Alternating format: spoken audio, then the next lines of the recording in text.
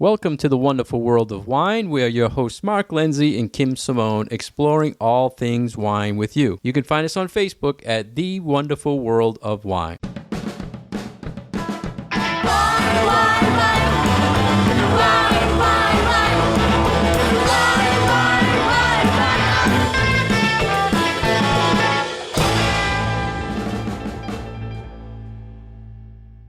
Hello again, everybody, and welcome to the wonderful world of wine. Kim and I are here every week to talk the latest in the wine world, trends, topics, education, so much more, Kim, right? Mm-hmm. And today we like to start our show, like Kim, with saying what we Googled ourselves this week. So, Kim, what did you research yourself this week for wine? Well, as we are recording this show, we are in the middle of a lot of COVID-19, coronavirus information, lots of things happening, and it seems like on an hour-by-hour basis. So I did a little Googling about a particular outbreak that was going on in Spain, where unfortunately my group was supposed to have been.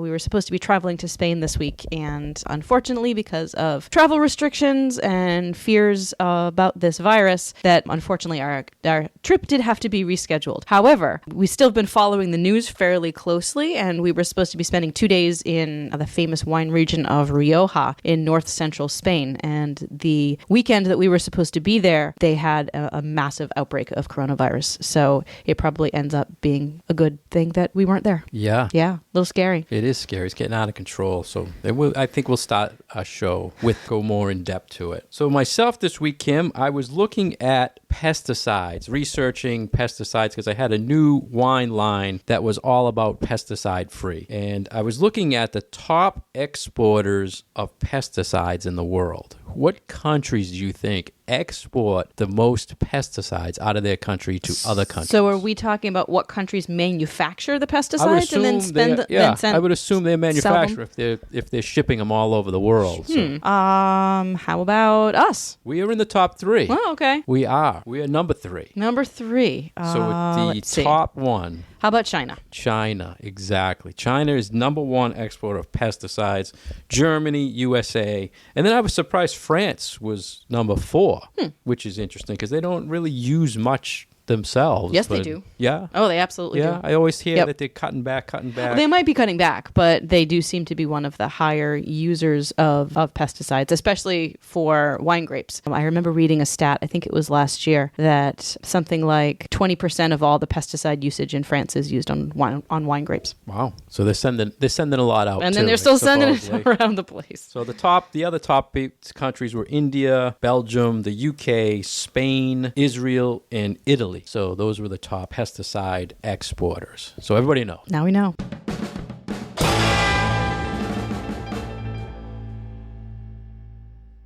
So I'd like to follow up on Kim's, what she Googled this week, to just talk amongst ourselves, because the coronavirus thing is huge in the news today, Kim. And the overall impact, what are you seeing the impact on the wine industry besides canceling of your trip? Right. I mean, I think it's a lot of impact to the hospitality trades and tourism in general that are going to take a really massive hit because of this. So I'm thinking along the lines of like trips to wine regions and people going out for pleasure and fine dining and things like that. So I think as we see people maybe staying home more or being restricted to only staying in their local communities, that we're definitely going to see a hit in events and a hit in the restaurant world. Well, those were all my follow-up questions to you, because we all have seen Italy is like shut down right now, and I'm seeing images from wineries where they're not allowed to go out, so they can't get people in to help. So I'm assuming down the line, not only tourists, I had friends who were going to Italy, you were going to Spain, that their trip got canceled, and that impacts their economy. No one's going there to visit. They showed Rome the other day, completely empty. Mm-hmm. So no one's visiting, no one's drinking wine. So it's going to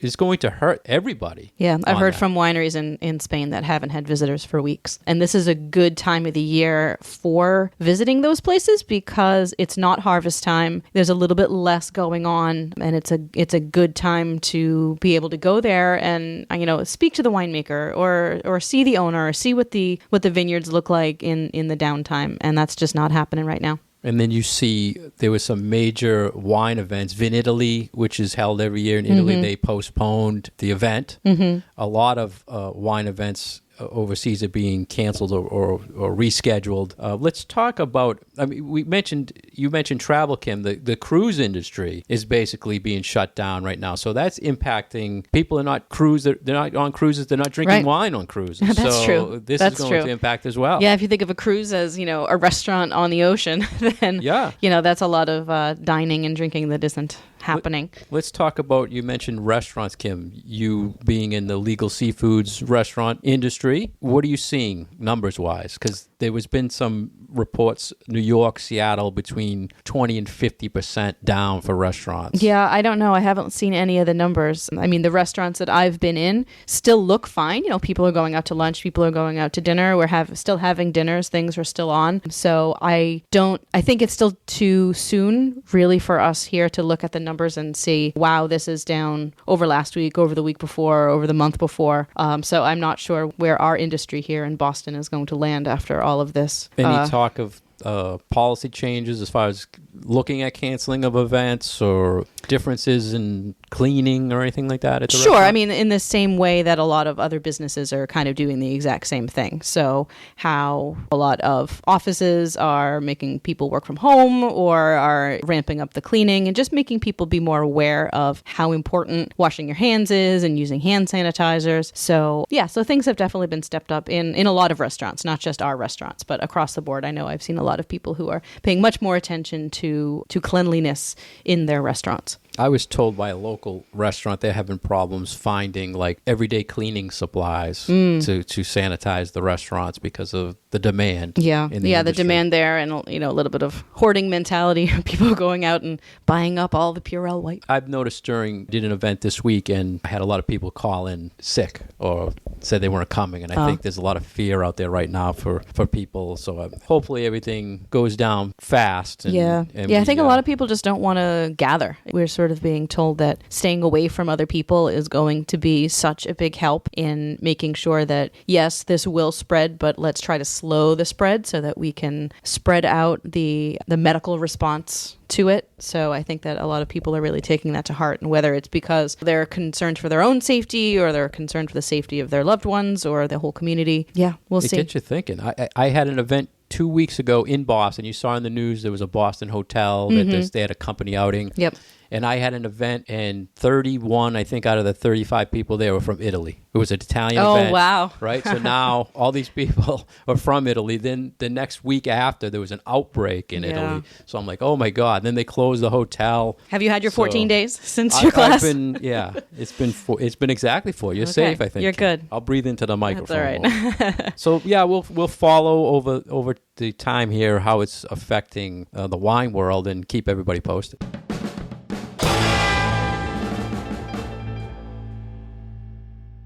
You're listening to The Wonderful World of Wine. We are your hosts, Mark and Kim. You can find more information about Mark at his website, franklinliquors.com, and you can find more information about myself at vinitaswineworks.com. There's another article that was very near and dear to my heart. This is something that I like to read up on, no pun intended. Novels that have wine as part of the book. And I always think it's so fun when I'm reading fiction and there are references to wines, and it's almost like I feel like I have the inside knowledge about what they're talking about. So there was this really lovely article in Decanter about some fiction books, some new, some not so new, that have a nice little focus on wine. Yeah, and pairing wine when reading these books is always encouraged by us, right, Kim? Indeed. We did a few events. We did one with the Franklin Library where we picked a book that had wine mentioned in it and then tasted the wines from the book. What was the book? It was your recommendation? That was mine, yeah. So the book was called Sweet Bitter. Sweet Bitter, yes. And it was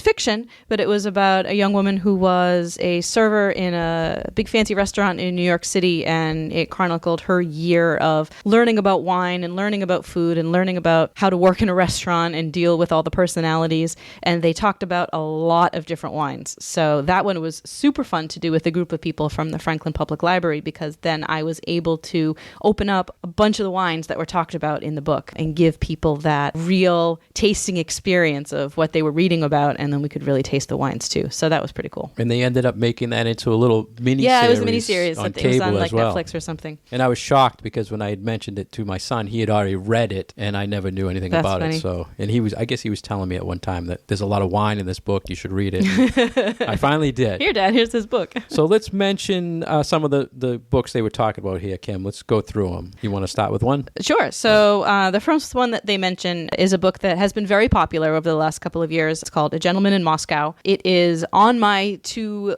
read list, to listen to list. I have it on Audible. I was going to listen to it in Spain, which didn't happen. But it is a story about a man who is, for all intents and purposes, trapped in a hotel in Moscow during, I think it was during the Russian Revolution, perhaps? Or I didn't get the time period, but they mentioned a lot of famous wine regions. Right. So there is a lot of reference to wines and wine regions. And they said in the book that all of the wines from their wine cellar had the labels removed to make things a little bit more equal or even. And so you never really knew what you got when you had a bottle of wine popped open. So that is very soon to be on my to listen to list. It's the next audiobook on my list. So I can't wait to read that and listen to everything that they have to say about those different wines. And that was by, what was the author of that book? Amor Tolls, I believe, is the author. 2016 book. So you're finally getting to it. There we go. Next, there was a book, The Debt to Pleasure by John Lancaster, a 1996 book. And this was about rosé and travels in the Provence region of France. So this is another one right up your alley, Kim. You're the big French lover. So very interesting read for foodies and wine lovers, they say. Sure. Yeah. This part of France is so, the wine region is so tied up with the food culturally. And that is, definitely something that we see across all of France and across all of Spain. But there is this really nice relationship between the climate and the foods and the wines of southern France and this whole Mediterranean region. Next, Kim, what's that? And they actually listed for the next one 2 detective novels that have a little bit of a wine focus. And both of these are wine series that I have dipped my toes in. The first is a book called A Long Finish by Michael Dibdin, which is a series of books that are based in Italy about an Italian police investigator with the wonderful name of Aurelio Zen. And this one is, I believe, set in northern Italy. Yeah, it said Piemonte. In Piemonte. And then the next series of books is set in the south of France. So we're back to France again. Obviously, if we're talking about wine and books, I think we're probably going to see a little bit of a theme with wine regions here. And that one is called The Templar's Last Secret. And this, again, follows a police detective and has to do with the wine in the region. And wine does feature fairly prominently in actually all of his books. Yeah, good point about most of the ones lately have been Italy, France, Spain. We need more California books. I think so. It's very interesting, when you read food books or like travel books and things that have a big focus on wine. There is a lot of Italy and there's a lot of France in there. The last book, Kim, was My Italian Bulldozer by Alexander McCall Smith. 2016. This is a romantic novel that sets place in Montalcino, Tuscany region of Italy. Back to Italy. Back to Italy. And it was all about converting a vineyard from the Rosso di Montalcino to the Brunello di Montalcino. So a little bit of wine geekiness, but it's from a lower level grade wine to a higher grade wine. So it sounds very interesting. I don't know how there was romance involved with that. So it's one we have to seek out. Did you know anything about this author? Did you say? I've read a couple of his books, not set in this area, but yeah, he's a fairly prodigious writer. He's all got romance a lot of stuff. Novels or all? Not necessarily. Wine in them? No. A lot of wine in his other novels? Not that I No? remember, no. Then I don't want to. I'm So not you can read interested. just this one. Yeah, not interested. No. Yeah.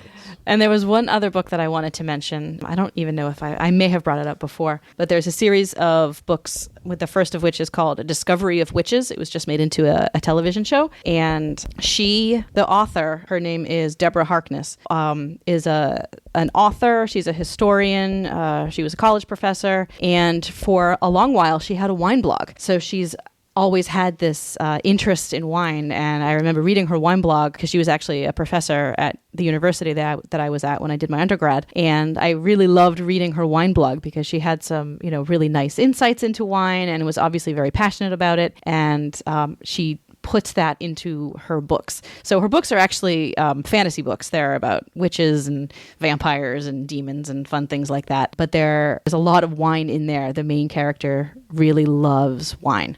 So she does put little smatterings of Bordeaux and Burgundy and Champagne and all of these other things in there. So it's quite a pleasure to read the books and to have those little things pop up.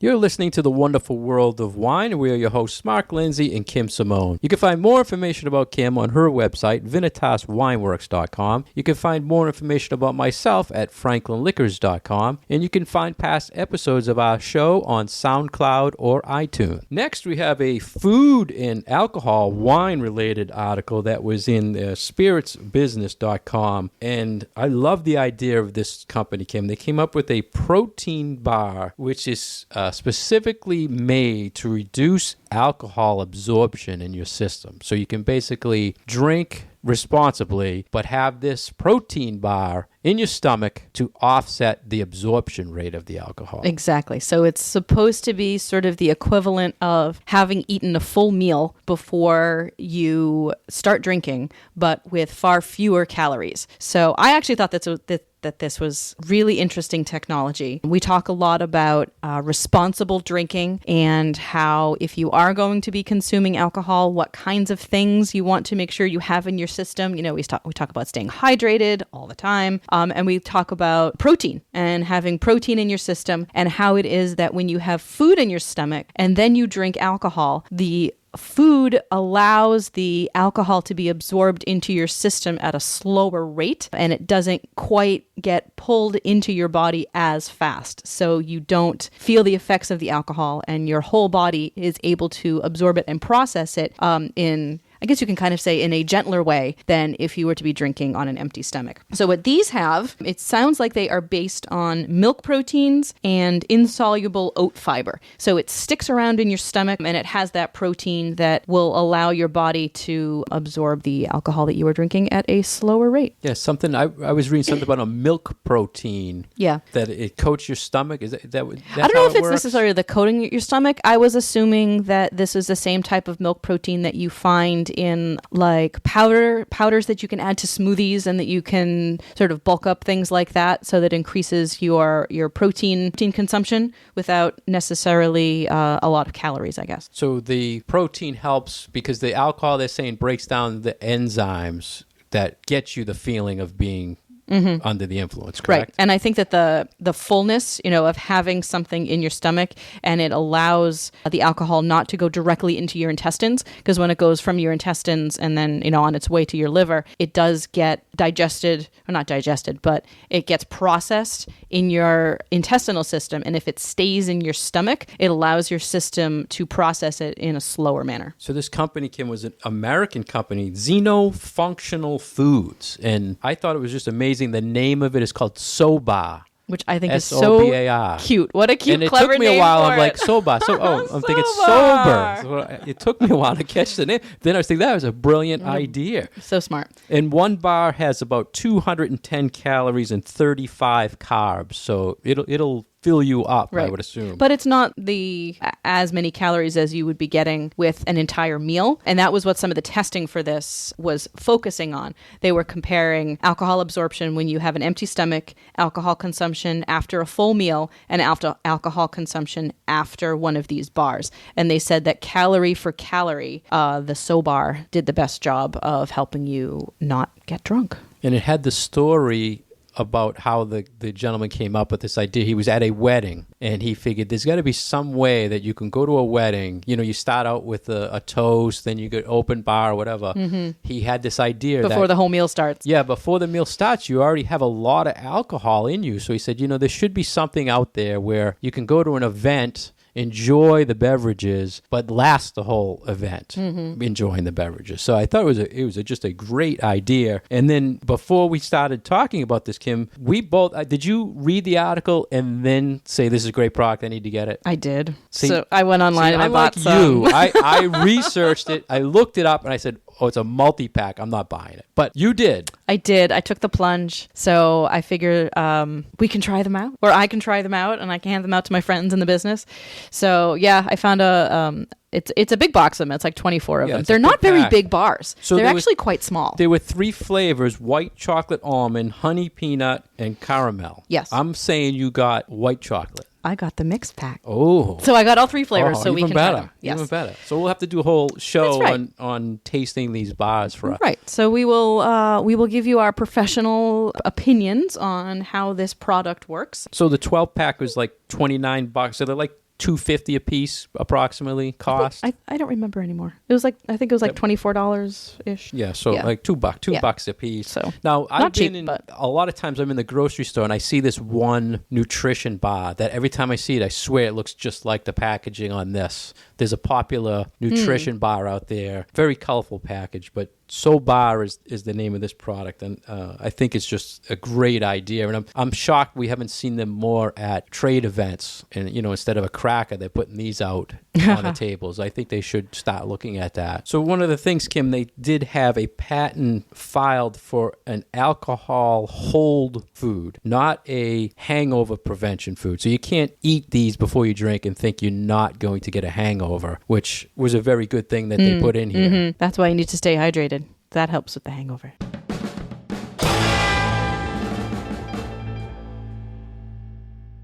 You're listening to The Wonderful World of Wine. We're your hosts, Kim and Mark. You can find information about Mark on his website, franklinliquors.com, and more information about myself at vinitaswineworks.com. We love to stay up to date on trends in the industry, and Mark absolutely loves tech in the industry. And this was an article that we found in Euro Weekly News that took a little bit of a different spin on tech for wine. There is an invention coming out of Spain that says that it can remove alcohol from your bottle of wine without damaging the flavor of the wine. And I am crazy intrigued about this. I absolutely am. Yeah, it's interesting because the traditional way now that you find non-alcoholic wines is they actually make the wine and they de-alcoholize it by either heating it or spinning it like a centrifuge to take out the product. So this doesn't do that, and it reduces the alcohol by, what did it say, Kim? Like 30%? 30%. Can remove up to 30%. So I think you kind of dial in a range of what you want to take out of it. Right.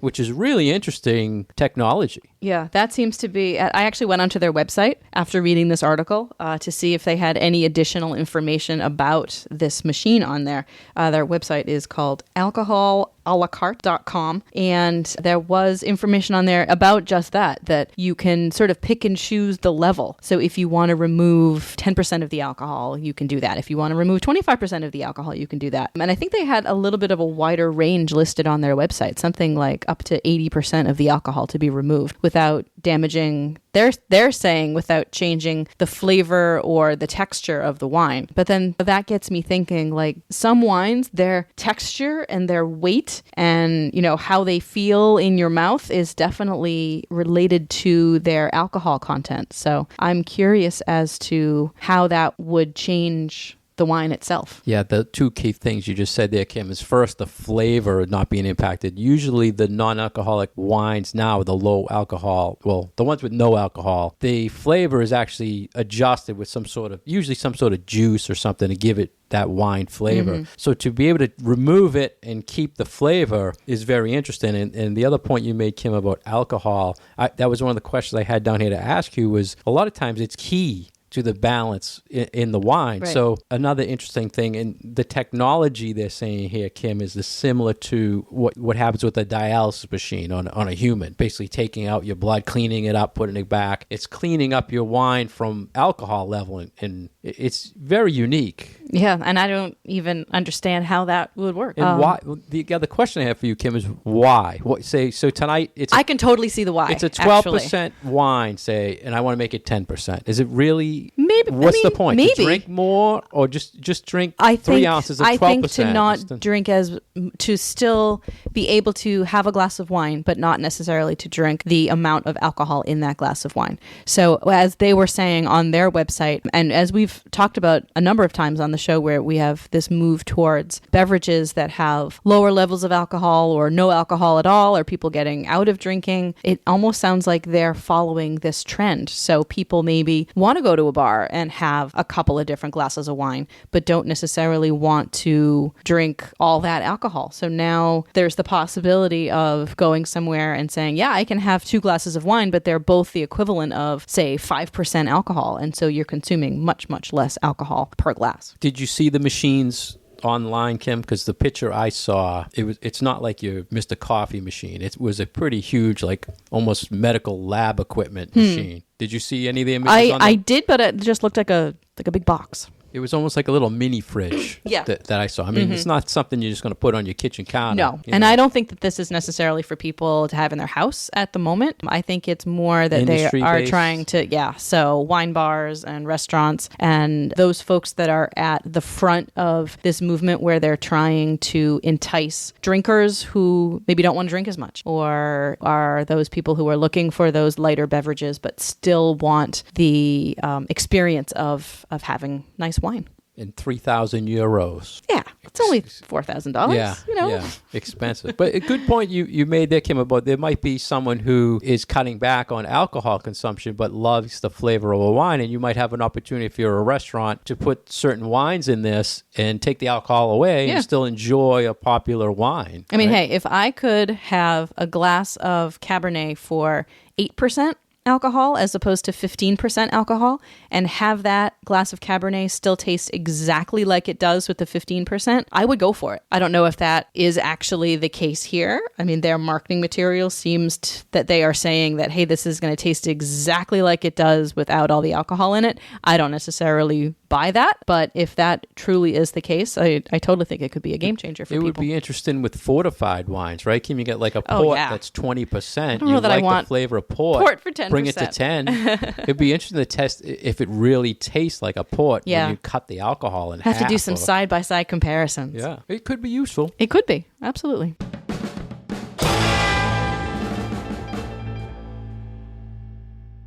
Thank you for listening today to The Wonderful World of Wine. We've been your hosts, Kim Simone and Mark Lindsay, and you can find us on Facebook at The Wonderful World of Wine. If you're interested in past episodes, you can find us on iTunes and SoundCloud.